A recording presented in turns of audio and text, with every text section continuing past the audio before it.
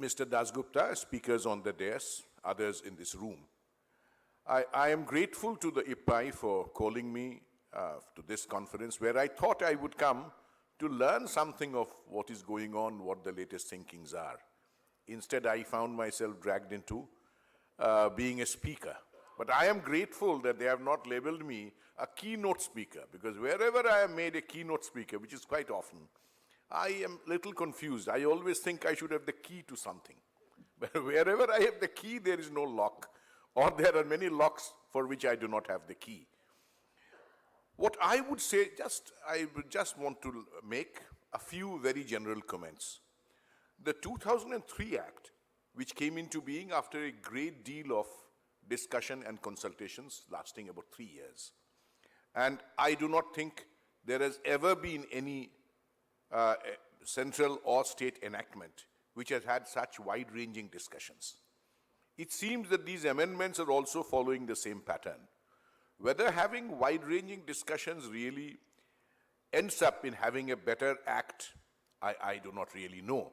But there was a lot of discussions in 2003 Act, and then it came into being. The basic idea was really to separate generation, distribution, and transmission, to bring in competition, and to lay down a system of tariff making removed from government interference. Well, this has happened in a way. This has not also happened in certain states, in certain areas. And now in 2014, in fact, we are calling it the Act of 2014. The bill was presented in 2014. Now we are in 2015. And this is something being discussed for the past, at least from 2012. I remember attending several meetings discussing these amendments. What intrigues me is that initially, I remember there were 7 points that needed to be amended. It was a 3 or 4 page draft which was being discussed.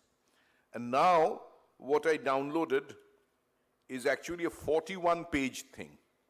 And what is also intriguing is that after introduction to the Lok Sabha, if you download it, you will get this also. The Lok Sabha Secretariat now has 25 corrigenda. A 41-page amendment, of which about half relates to the actual amendment. The other half is the explanatory note saying which are the provisions and which point and why this is being sought to be changed. This really speaks a lot about the efficiency and carefulness of people like us who have been drafting these amendment bills. This is not does not make for very satisfactory or happy reading. Then we move on to some of the substantive contents of this. I will not refer to all the issues. I think the first thing that comes up is separation of carriage and content. And this is something that has been discussed for the past 4 or 5 years. It has been implemented in various states. I understand it's a little intriguing to learn from Mr. Dasgupta suggested in the Mumbai conference that there should be a pilot. In fact, this is something that many people felt, that this is something that calls for a radical transformation of the power sector. So why not try it out first to see what happens? In fact, Mumbai did try it out in a small way. They had their own difficulties. They ended up in a lot of court cases. It's not as simple as it seems. But theoretically, yes, it does bring in separate supply and distribution licenses, and you separate the carriage business from the wires business, and then you supply. What is intriguing, if you read between this, is that where there are multiple licenses, there has to be one government DISCOM. Take the simple case of Calcutta, whose distribution responsibility has been entirely with the CESC for all these years. The government or the state distribution company or the old WBSEB never had any role there. So this means that we would have to bring in a parallel government distribution company also into this. Does this really lead to greater interference from the government or lesser? Well, I do not know. All I need to say on this issue is that this is very important, and this is something that has happened almost all over the world, at least in all the Western world, where people really do have choice over from whom they buy the power. But introducing it, there seems to be a lot of ramifications which have to be spelled out. The second thing I noted is that renewables, there have been a lot of discussion with renewables. Renewables never found a place in the Electricity Act. Now renewables find a place, so it becomes something that is statutory. There is also this new concept of the RGO, the Renewable Generation Obligation, rather than only the RPO, Renewable Purchase Obligation. Renewable purchase obligations had so long been touted by the Renewable Energies Ministry, and it does not help having a separate ministry for renewable energy and a separate one for Ministry of Power. And often there are clashes of interest. But that's the way things have been. Now for the first time, RPO and RGO are to be brought in the Electricity Act after the amendment. This will give them some statutory sanctity and base, which is good in a way. Now clearly if you move in towards making a 10% compulsory, make it compulsory purchase, 10% of electricity, renewable energy compulsory purchase, that much of electricity in the renewable sector not available, A. B, the question is not of only encouraging generation, someone has to think of transporting that energy. I remember in various FOR meetings, particularly the states of Rajasthan and Gujarat, they had been saying for a long time that they are generating a lot of wind and a lot of solar, and they have capacity for much more. But they feel, and quite rightly in a way, that it is not the responsibility of their state to set up the transmission network for that, which will be quite expensive, to supply to other states. So therefore the central government or the national utilities should come in and do that. Now this is not an item that has been settled as yet satisfactorily. So this is a point that something has to be done on that. Otherwise, we will not be moving very far on this renewables area. The third issue on which I would like to touch upon is this issue of lessening the influence of the governments on the regulatory commissions. Well, from my past 5 years' experience, I would say that experience of different states have been varied. It is not that everywhere there has been direct ham-handed interference. But let me tell you that there are states where even now the chairman of the Regulatory Commission has to go and meet the Power Secretary for permission to go to Delhi to attend meetings of the called by the CERC or the Forum of Regulators. Now, whether this really means independence from the government is a different issue.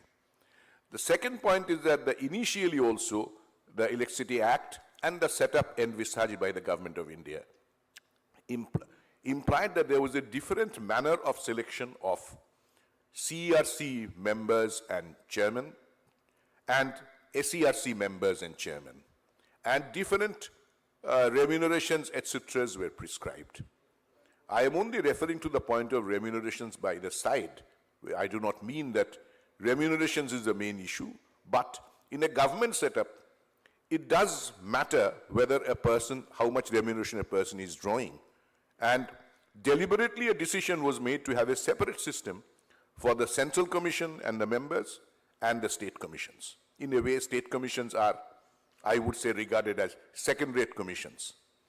And the present provision of having, the proposal of having people being selected for 3 years, maybe with another chance of again being nominated for 3 years, which might give somebody 6 years, but keeping the maximum age fixed at 65, which really mean that people after retirement would not really have the opportunity of serving 2 terms, which effectively means reducing them to 1 term. All that I would say, it's not bad. All that I would say is that this regulatory business is really tough business. Having served in finance, having served in the power department for a long time, it still took me about 2 years to really come to grips with some of the issues. Now, if my term is for 3 years, then I am only able to perform at peak efficiency for maybe 1 year, maybe 6 months. I do not think this reduction of term is any effective solution for making the commissions more effective. It does make for some kind of a review, by a peer committee in the FOR, which is not bad. In a way, there is review. There are other ex-regulators here. There are discussions. We do discuss situations in various states. But in general, the FOR has been a consultative mechanism. It is not an enforcing mechanism. This present act, in fact, makes the Forum of Regulators also a statutory body, which it never was. It was outside this. So whether this will really bring in good for the system or not, I am really not in any position to comment on. But these will surely have major effects. That is only a, what should I say, a mechanical part of it. In reality, the thing has been that governments have ways of interfering with regulatory commissions in various ways, whether directly or indirectly. People have advised distribution utilities to file for lower tariffs, almost forced them in various states. People have forced them not to file tariff petitions. And the provisions of making this mandatory, that okay, if they do not file, you do it suo motu. These provisions were there. All I would say is that it is difficult to fix tariffs suo motu for so many utilities which function in a particular state. There are a large number of distribution and transmission utilities, and if this goes through, there will be more. It is quite difficult to do it in 120 days. Cutting it down to 90 days, whether this will work or not, I do not know. Maybe this will force more and more regulatory commissions to lean on consultants. I know that many of you are working as consultants in this room. Many of the consultants do have a lot of knowledge, but they do not have any statutory liability or obligation under the law. That power is vested in the regulatory commissions. By forcing this, tweaking the law and forcing them to do it in 90 days, forcing them to increase the penalties, well, I consider them absolutely regressive measures. But this is my own opinion. I do not think this will yield the way, but yes, about separation of carriage and content, we have to find some way. Whether we do it on a trial basis first and then extend it all over is a different issue. And bringing in renewables and making RGO and RPO, making that also statutory, that will be important. But unless these issues are taken care of, I think still we are in the midst of a jumble of words. Someone who reads through this will surely get confused. And even I, after so many years of experience, am still no less confused. But I have been through this several times. I only thought of not inflicting too much pain on you, just picked on some of the major points. I hope some of this will get sorted out, because the standing committees, the way they function, the standing committee is an internal committee of the parliament, or for a state assembly, if it's a state enactment. But it's the first time I have seen the standing committee level, they are consulting so many bodies, calling for views, which is not a bad thing, it is a good thing. So maybe some changes will come from this. It will get incorporated. And speaking of the constitutional avenues, well, Mr. Sarkar is an expert, I am not. All that I would say is that it's not unlikely that some things will be thrown up, because power is something that belongs to the concurrent list.